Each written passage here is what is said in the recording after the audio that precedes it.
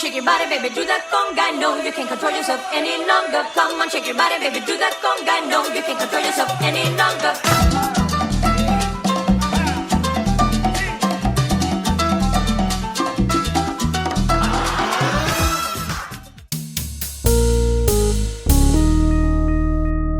Hello and welcome to Whisky.com, where fine spirits meet. And behind me you see the Museum of Rum.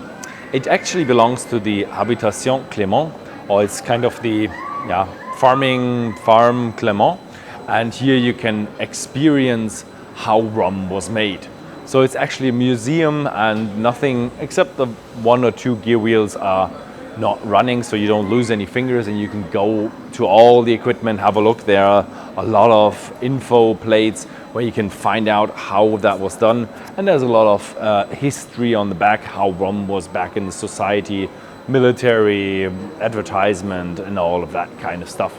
Very, very interesting. So yeah, the Habitation Clément is a nice place for art, for garden, for the museum, but also they do produce a little bit of rum here. So let's get in and find out. The history of the Clément distillery starts with 1885. Yeah, here it starts 1887, but in 1885, a man named Homère Clément came from Paris to the Isle of Martinique and bought a bankrupt habitation, a bankrupt sugar factory. Yes, it had something before, but they went bankrupt. He rebuilt it and got it up and running in 1887 again, and he saw, okay, I know why they got bankrupt, and he actually then realized, okay, I need to do something else, and he went into the production of rum in 1917, and that started off really good as he got a government contract to supply rum to the French army or the Allied army. He died in 1923, and his son Charles took over. Further on, there was some stuff going on as well, advertisement, but the big thing for here in Clément was Charles, his son, actually built the first distillery he built the first cellar to have rum aged there. Then it went on, but they at some point got sold to the GBH, the Group Bernard Hayot. And Hayot is a family here on Martinique. They know a lot about distilling. They have a lot of distillers. And I'm not quite sure if they really bought them or if they married into that. And so the Hayot took over the distillery, which was a good thing because they are really into the rum business, and it was really good for the business. They opened the distillery to public, so you can now visit the distillery. It has a really, really nice distillery here. You have a lot of experience here. You can see a lot of historical bottles and all that kind of stuff. What also the Hayot family was they were advocates of a brand called AOC, Agricole, the original AOC, contrôlé, so controlled production. And that means if you want to have the AOC level, you have to have certain minimum standards, and that is what they proposed, and that was what came to be, and that's why we have so many distilleries on the island, because people know if you buy a Martinique Agricole rum, an AOC rum, then this is a really good rum. Afterwards, you have the Canne Bleu, and the tea punch cup, which is a big thing here.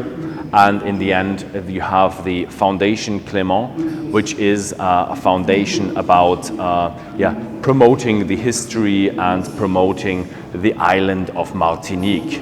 Yeah, I've seen a lot when you go around. You see that a lot of places are renovated or funded by the Foundation Clément. Here at the distillery, they do have a little bit of sugarcane on site, but they also do have 160 acres in total. You can't always have 160 acres fully grown because you have to change the fruits on the field, because if you always build the same stuff on the field, it just, with the nutrients in the ground, it's just not good. So you plant bananas, you plant something else. And behind me you can see a bit of varieties that are there of sugarcane. you have about 4,000 sugarcane varieties, and there are only, I think, 28 of them are actually allowed for AOC rum. And yeah, the distillery plants about 20 different of these 28. Here behind me you see one that is actually not used for rum, but this is a sugarcane that is meant for eating. Yeah, so it's the kind of the normal sugarcane. Behind me you have the black sugarcane, a bit thinner, a bit smaller, but very, very dark here. And in the very end you have the Canne Bleu, which is the blue sugarcane. It is taller, is a bit thicker, and as you can see, yeah, it looks very purple. That's why it's called the Canne Bleu. Usually what you do is you take all the sugarcane and put it in the distillation, and then you have your rum. What they did here at Clément at one point, they actually did all the Canne Bleu into one batch of production, and they separated it, so they do know this is the Canne Bleu rum, and the Canne Bleu is also a bit more sweet and a bit more favorable towards the flavors. Let's say it that way. Yeah. So the distillery doesn't have any production or distillation on site, so let's go straight into the warehouse. The Habitation Clément actually has its spirit distilled at another distillery, and they get the spirit here and fill them into a cask and has them in one of these warehouses. They did their distilling in an old distillery about up till the 70s, but yeah, they don't do that anymore because it's old, and they are really into the aging. The first warehouse, as I mentioned in the history, was built in 1946. That's why they do have a lot of old stuff as well. And yeah, now they do have 6 warehouses with about 12,000 casks, and with 200 to 250 liters of volume in one cask, you have about 2 million liters of rum storing here. Depends, maybe it's a bit less because of the evaporation. They have about 7 to 8% evaporation per year, which is typical because it's just so hot around here, and the alcohol just evaporates a little bit faster. In terms of what casks do they have a lot of bourbon barrels.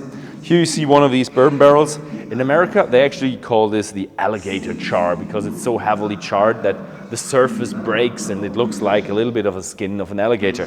Here they actually call it a crocodile char. I always thought that crocodiles were more of the old world and not the Caribbeans, but now, what do I know? Besides the bourbon casks or bourbon barrels, we do have fresh European oak casks, plus a few cognac casks, a few wine casks. So they do experiment a little bit with other casks as well. So this was it with the storing here at the warehouse, and let's have a look how that Clément rum is actually tasting. So this was it with the production, and as you can see, there are a lot of rums here, and I'm going to do the tasting alone today. And I had a bit of input what these rums are.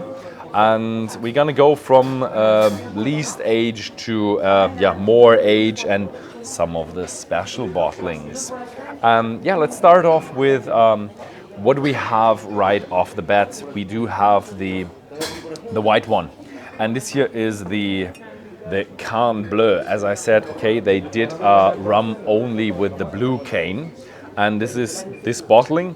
And they actually did it with a vintage. So this is the 22 one, and this is the 23 one. They told me the 22 is a bit more citrusy, the 23 is a bit more floral. So they do differ from year to year, and that's what they want to show, and that's why they have different bottles and different vintages on the bottle. Careful with the white rum. The white rum here in these countries is always a bit higher. It's just tradition. They just used to only sell white rum, and with the white rum they used to go with 55 Navy strength, and they going down to 50%, which is a little bit less, but still 50% is pretty heavy. But white rum is a bit lighter on the palate.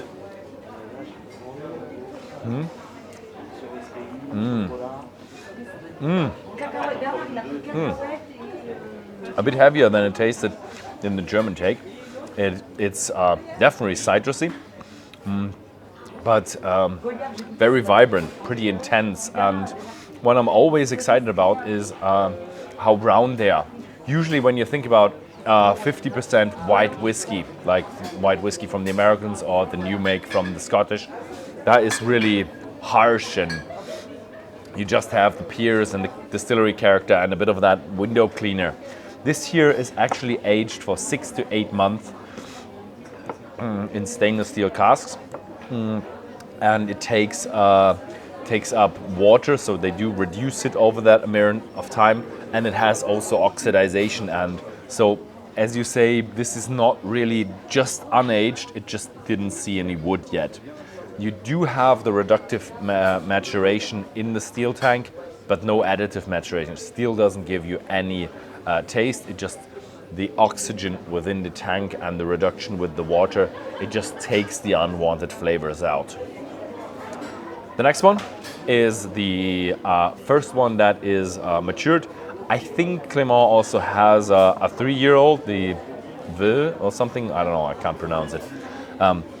This here is the VSOP, and this is a 4-year-old. It's a bit special for Clément.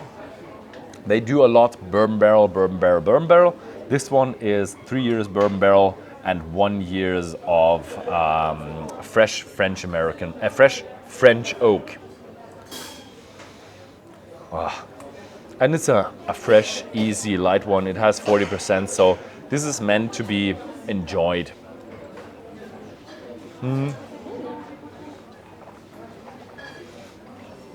This is a nice drinking rum, although when you swallow it, you do realize, okay, the Quercus robur, the French one, the European oak is a bit more hefty, it has a bit more spiciness to it, a bit more tannins to it. So you have a little bit of a play on your tongue with the two different kind of oak. Yeah.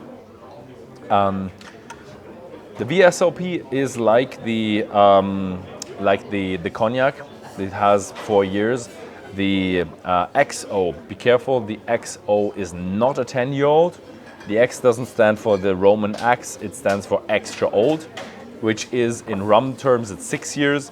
In cognac it is 10 years. So this one is a 6-year-old rum, and the Clément XO is only in bourbon barrels. Ooh. And this is, as you can see, there's a lot difference in color, and these extra 2 years gives it a little bit more of a touch of nuts and roasted nuts, and you feel that it has a lot of oak to it. And people always say that you have the maturation about 3 times the speed of you have in a milder climate, or in a Scottish climate, let's just say it. And yeah, I think it's faster, but only in terms of additive maturation, in terms of what the wood gives the rum, but not the reductive flavor in terms of the sharp ones that it takes out.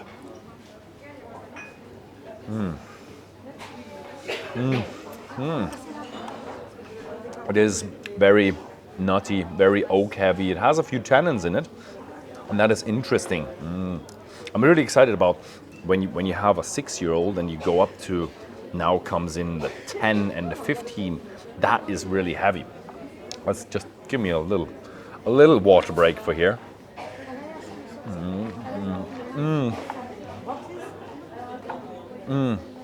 And yeah, okay, and yeah. So this one is the 10-year-old, and the 10-year-old is extremely, special. Usually, when you have a distillery, you have like a 1-year-old, you have the VSOP, the XO, and that's it. But here at Clément, you're going with a 10-year-old, you're going with a 15-year-old, and that is just more. And you feel that in the cask. It feels a little bit like cereals in there, a lot of nuts. It feels a little bit like, that essence of Oloroso casks. The Oloroso casks give you that nuttiness, but minus all these berries. And that is what's in there. But it feels like, I don't know, 40-year-old. But in terms of theory, it should feel like a 30-year-old, but it feels more like a 40-year-old, something like that.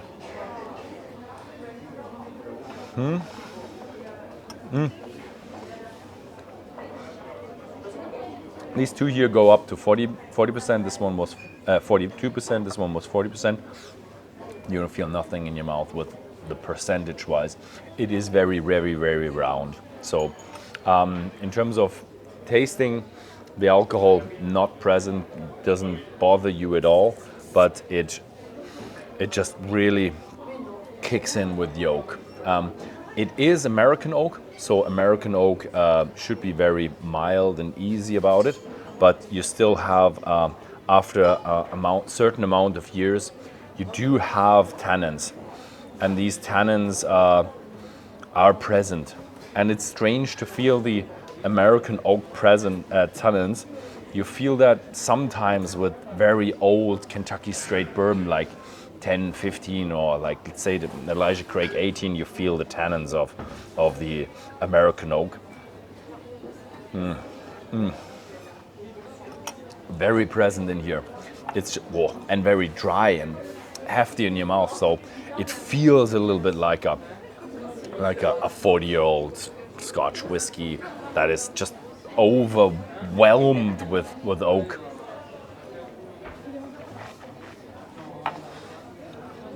Talking about overwhelmed with oak, we just left the 10 and we are coming to the 15-year-old. Also 42% ABV, bourbon barrels all the way, and that's right off the bat, roasted nuts, cereals, very dark, but it goes more into chocolate, cacao. Oh, even that. Oh yeah, chocolate cacao. I just didn't say that with that one, but it definitely is there. It's a very dark flavored, hefty one. And you rarely see 15-year-old rums. Must imagine 1 year costs you 10% of what you have in the year before. When you have a 6-year-old, or was it a 4-year-old? Not quite sure. You're going down to about 50% of the cask. Yeah, it must be a 6-year-old. If you're at six years, you're about at 50% of the cask, and that is just. How can you produce that way if you lose 50% of your goods during your process? And with a 15-year-old, I don't want to know, with probably something like 15% left in the cask. Although they do have a little bit of a cheat. What they do is, when you have a cask and it empties itself, then you have the oxidation layer at top, and the more oxygen you have, that more can evaporate and leave as angel's share. If you then take two similar casks or same cask and just fill one cask up to the top, and you make like 50 casks into like 30 casks, then you have a lot less evaporation. So there are little tricks that they can do to reduce the evaporation without losing any quality. And yeah, but still, this is more to the angels than for me.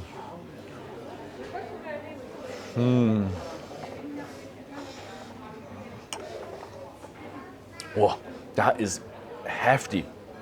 So much oak. Oak. A lot of tannins, a lot of dark chocolate, very dark, very hefty. So in terms of old rums, be aware there is just tons of oak in there. But I love it. I do like the oak. So we've been with the white rum. We've had the age statement rums where we started 4, 6, 10, 12, 15. And now we're coming into something, what they call cuvée. It's basically a blend of different kind of casks. They have their cellar master who looks after the cask, and he is then acting as the master blender. And he created this, what they call Homère, which is their founder who founded Distillery. And this has a mixture now of bourbon casks and French oak casks. But whereas here, you did it kind of naturally, where you said 3 + 1. Here you can mix it together and make it what they call in the industry flavor-led. So you say, okay, I want this kind of flavor, and then you mix them together. Oh, it's strange. You have a bit of a fruity, you have a bit of a fresh, and you have a lot of oak in there as well.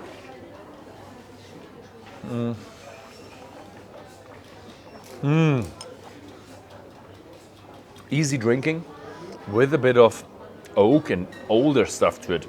I don't know if they have any age statement on there. Ah, here. Rhum Clément. I don't know if I said that right. That means it's at least 1 year old, but it feels a lot older with, I would say it has a bit of maybe 4-year-old bourbon barrel in there. Fresh, easy drinking, combined with French oak, older, and that gives you a lot more nuances. This has more nuances. And there's a nice bottle to it as well. So this one is a bit something that plays around with more stuff. This one is straight, older, aged. And in the end, I'm coming now to the other stuff, I would say. This here is a shrub. It's called Creole shrub. That is kind of what they use here as a liqueur. And this is not a rum per se, it contains rum. So you have the unaged Rhum Agricole, so normal, cane spirit, so straight from the still, macerated bitter orange peel. Macerated is when you take orange peels and put them in a tank, usually with spirit, and you have this, the flavor is taken out of this orange peel. So they are giving out their bitter orangeness to the alcohol. Sugarcane syrup, so just sweetness, and natural aromas. Yeah, I've already poured myself. And you can already feel that it's a bit sticky. There's a lot of sugarcane syrup in there. Oh. Do you know this chocolate with orange in it, but it has a lot of oranges in it? And this oily orange, that is the epiphany of that. It really is the epiphany of oily orange, but I don't know if it's just an association with me, but it feels like it has chocolate in it as well.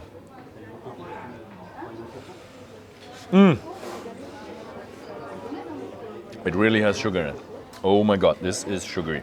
This is sugar water. But the alcohol carries a lot of the flavors. It's just much more flavors in them. Very, very orangey. It really reminds me a little bit of Christmas, but that has a lot of sugar in it.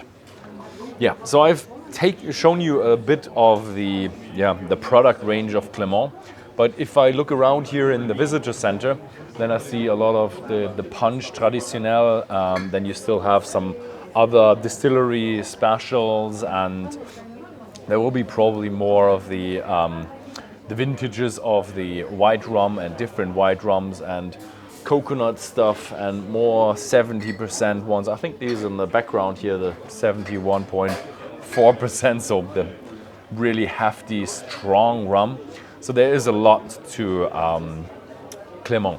If you like the video and if you like the Clément, then have a look at Whisky.com, and in our shop you will find more of this Clément rum, and have a look if they are for you. And if you find anybody who is interested in this video, then please feel free to share it with these people.